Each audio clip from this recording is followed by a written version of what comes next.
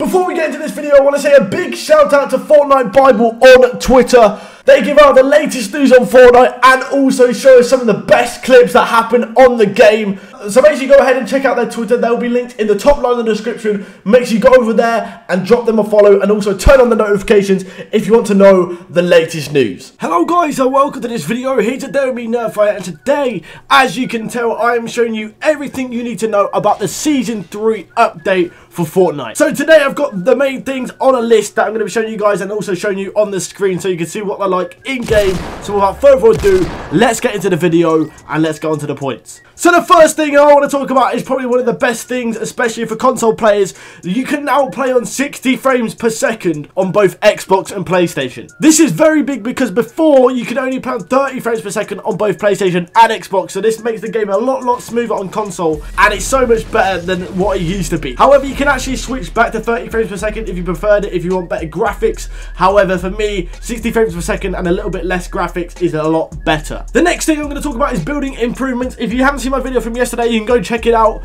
I literally go into I'll go into depth on that video, so I won't go too much into depth on this one. But basically, you can now build through trees, anchors, and rocks. There's also now an auto building feature where you can hold RT and you'll continue to build stairs without having to continuously pull your trigger, which is a lot better. And also, you get auto switch materials, so if you run out of wood, it will automatically switch to metal if you've got some in your inventory. However, you can actually turn off all of them new features, so if you do not like them, you can turn them off in the settings. The next thing is the brand new hand cannon. If you didn't see my video on that yesterday, I explained that yesterday as well, but the hand cannon is now in this game and it has come through and it has come with this update, and it requires heavy bullets, and also it's only in the epic and legendary versions of the gun, so you can't get anything less than that, which is pretty good. And it is actually very good. Hopefully you can see a clip on the screen now of me using it. Honestly, I've really liked it so far. The next thing is there's new music. You can actually get new music. I think it's in the lunar theme, so it's sort of a lunar new year themed music, but there's new music now on the game, which is decent, so we don't have to listen to the same old music that we've been listening to forever.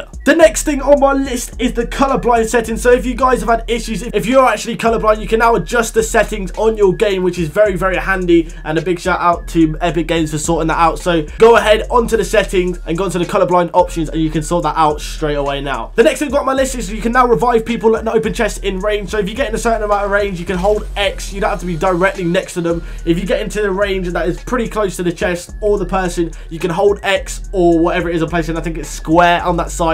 You can hold that and it will now revive the player or open the chest. And another thing in this update is that dual shotguns, pump shotguns, has now been nerfed. So when you actually switch shotguns, you actually still have to reload it without it not reloading. So basically it's less effective than what it used to be, which is good because they were pretty overpowered.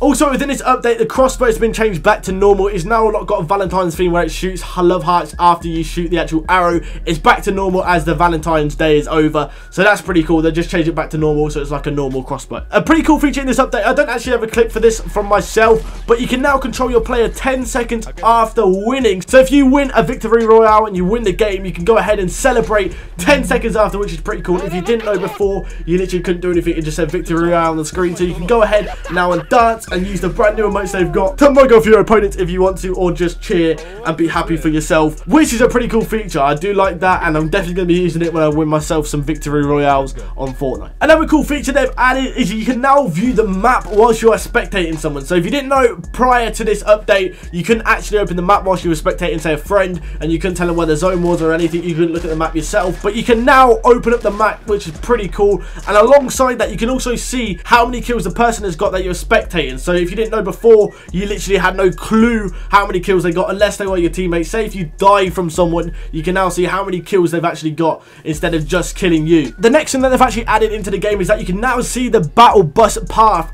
prior to going into the actual game. So in the lobby, when you're running around, if you open up the map, you'll see an arrow to show you where the battle bus pass will be going, so you know where the flight path is going over, so you can plan your route much easier, mark where you want to go in relation to where the flight path is going over. Now moving on to the challenges, there is now weekly challenges available for you to complete, and if you complete 4 of them, you get the weekly bonus, which at the moment for the current one is actually 4,000 XP, which is quite a bit of XP. But yeah, you get the weekly challenges for both just the normal free pass, and also if you buy the battle pass, you get separate weekly challenges for them, which is very, very good and very handy, and allows you to get more XP and also more battle pass points. Another thing they've added for your character, I've actually made this in my video earlier, you've got back blings, which are now like backpack sort of things. You can get the shield ones from the knights. There's all different ones. Currently I've just got the shield ones myself, but these are items that go onto your back, such as backpacks, shields, that you can unlock via the battle pass and probably also get from the store when they come in over the next season. And the last thing I want to talk about is the skydiving trails. If you haven't seen already, you can now get skydiving trails within the game, which is pretty cool. So one of the main ones that I've seen is the fire one that you can get via the battle pass. So that is another cool feature they've added into this game. There's actually also a load of visual stuff they've done. So they've brightened up the map. They've actually